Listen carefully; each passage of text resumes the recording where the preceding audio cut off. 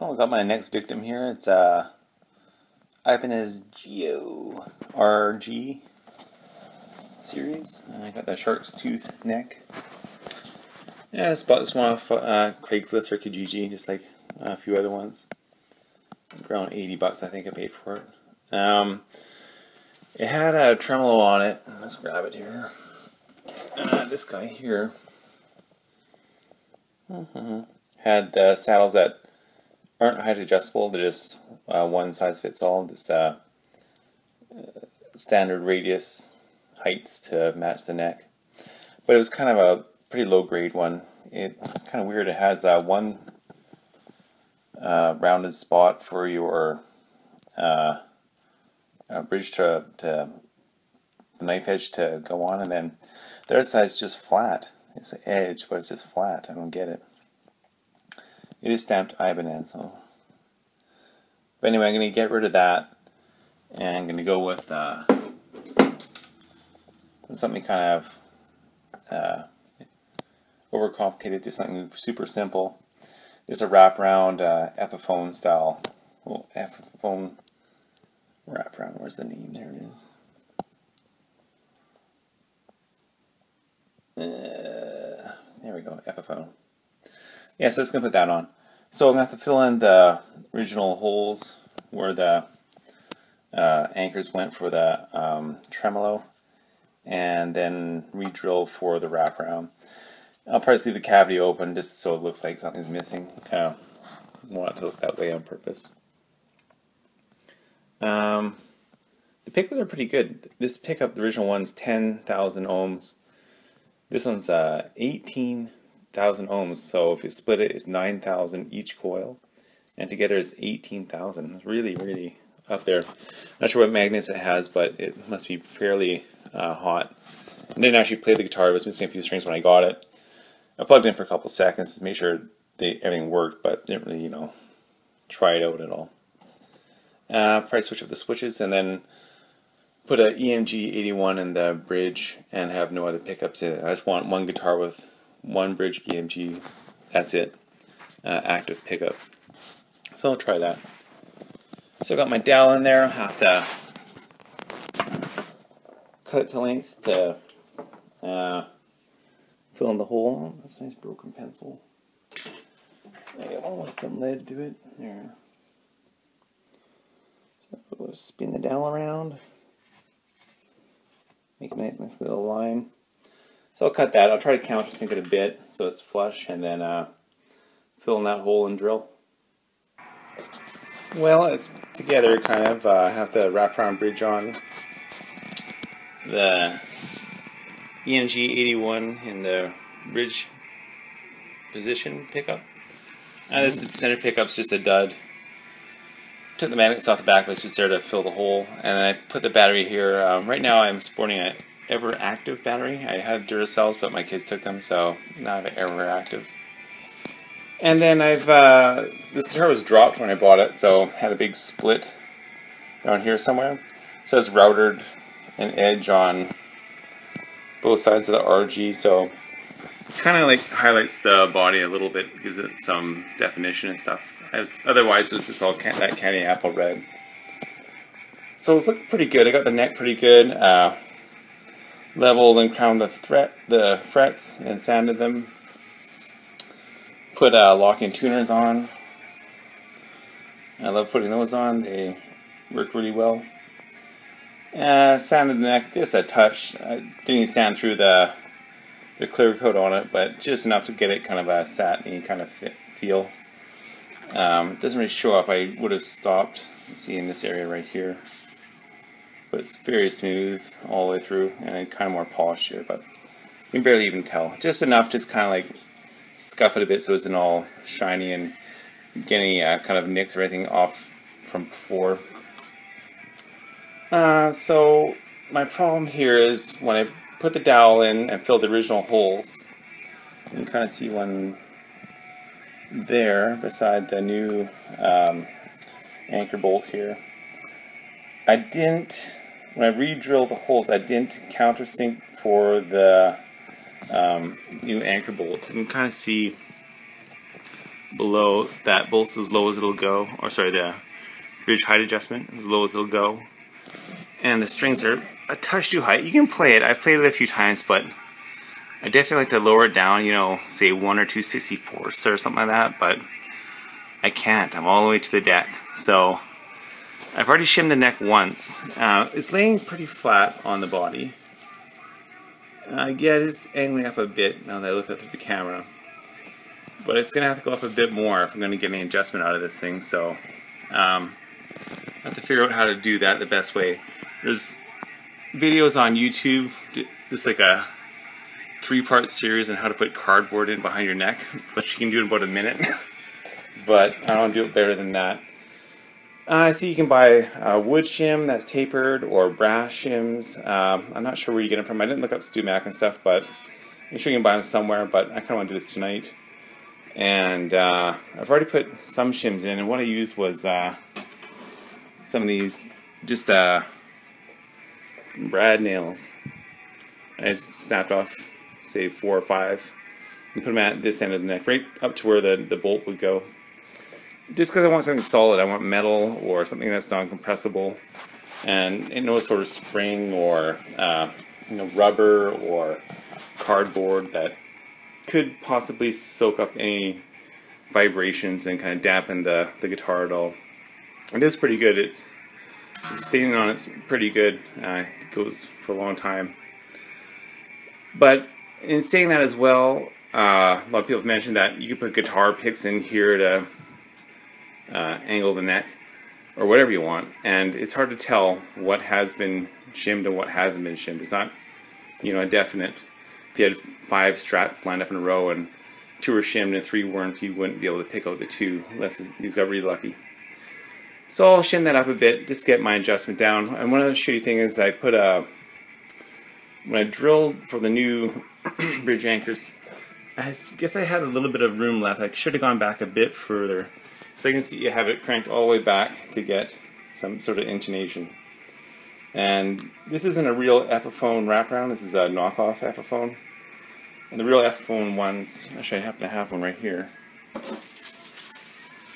Here's a real Epiphone one off of Epiphone, stamped as well. But it has better set screws in there that aren't, theirs are tight, there's no play in them. Whereas these guys are just loose Phillips head screws that have lots of play in them. But once they're tight, so it does take the play out. Yeah, I just left the back cavity where the weight and springs would have gone empty. So, we'll put a kill switch in too. I'll pop off the back cover so you can see the wiring. But it's very basic. Active wiring, 1 volume, that's it. No tone, kill switch.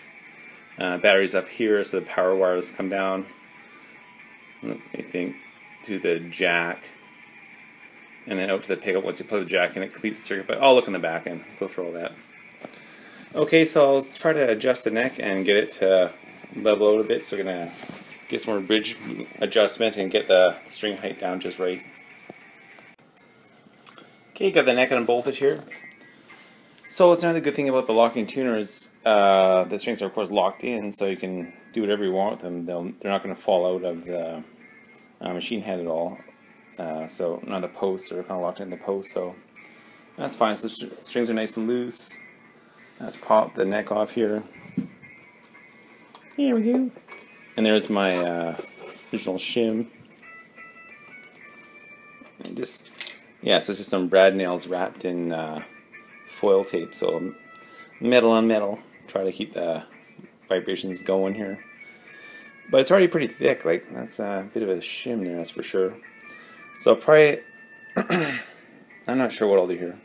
Might add one of those in the middle, and, or what I might do is double this up and test it with a clamp, see if it fits. So just clamp the neck in, just place it in, put a clamp on, and check the string height, see what's going on there.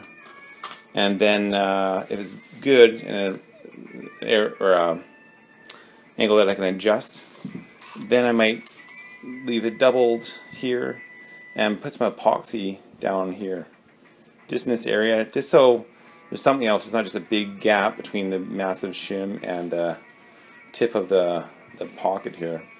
So just give it a little something extra in here to kind of hold it. And supposedly the nets can warp and stuff like that, but I mean most of that pull is all linear into the pocket. There's very little pull that way down into the or vertically. So whatever, I'll put a little something in there, some JB Weld or some sort of epoxy, and then that'll be something that can kind of also hold on, get some good contact in here, neck to body. Okay, I'll try that out. Yeah, so I put the second layer of brad nails in there, and a bit too much. It's like ready to lift off here. It's like way too high. And the strings are touching the fretboard, so I don't need that much. About half that much, or I don't know what thickness I need. Maybe this guy? I'll try it with that guy in there and see if it helps. Just needs a little bit, just kind of like get some adjustment.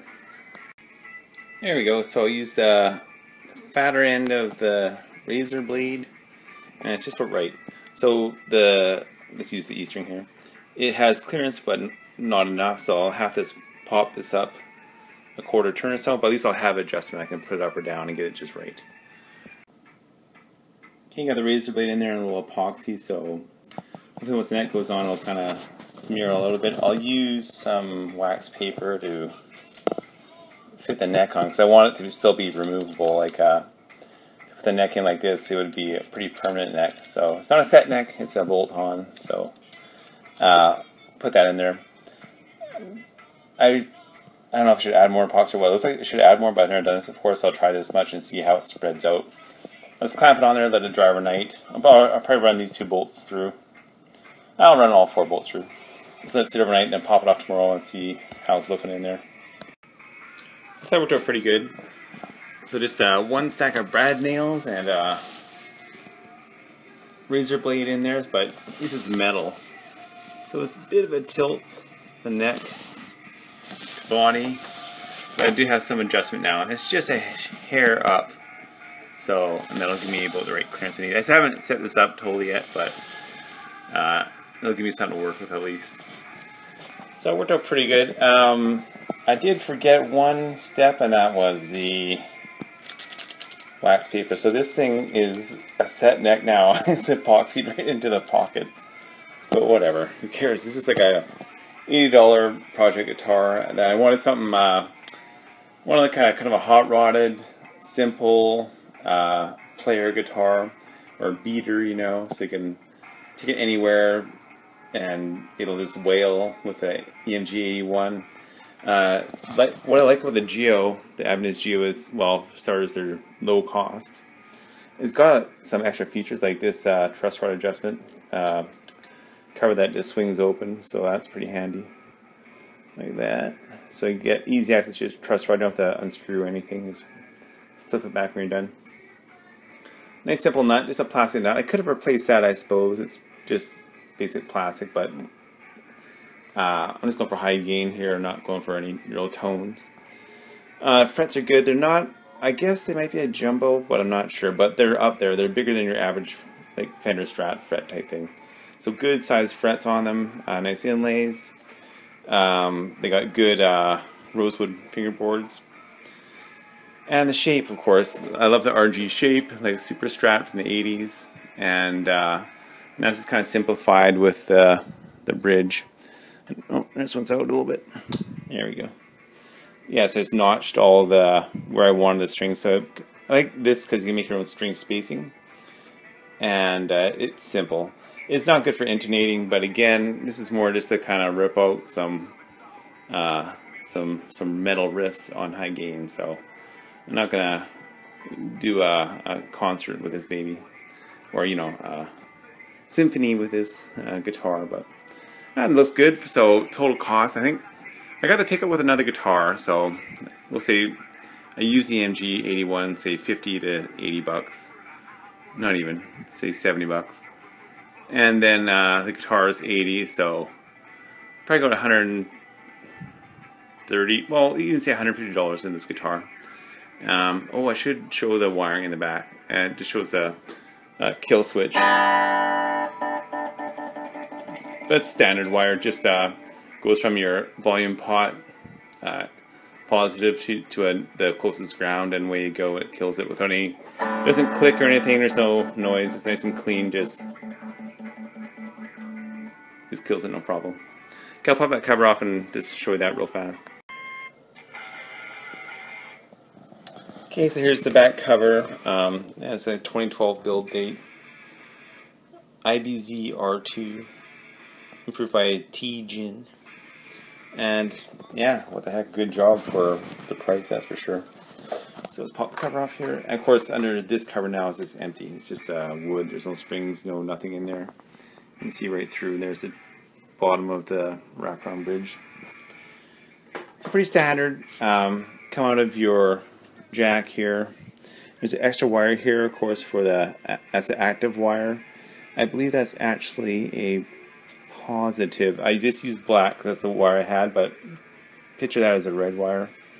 And then this wire here is from your pickup. It's a shielded wire. There's a ground wire and a wire in the center as well. The ground wire goes to your ground in your pot. The center wire goes to your volume. You can barely see it down there. Oh, there's my hand. It's the white wire coming out of the larger white wire. And for the cutout switch or kill switch, what did I use? This is blue wire here, so it's okay, let's see it properly so it's worthwhile. There we go. Just two wires there, just soldered onto the tips of the kill switch. It's a cheap plastic hunk of crap. And it just barely went on there. It's only on there about half a thread, so I don't want to mess with a whole bunch. But the pressure will only come in through that way. So yeah, and then that's just going to your, that's the blue wire here, and it is two wires in one, so the shield on the outside is the ground, and the white, getting a good focus there, and the white goes down to the positive jack. So whenever you press the button, it just shortcuts positive straight to ground and cuts the sound immediately with no clicking or banging or snapping. And that's about it. So very simple installation for the active pickup. The only extra wire is really this one that turns the system on when you plug the jack in. So that's why when you leave your jack in, it'll kill the battery, because right now it's turned on. The pickup's active. It has an active circuit in it.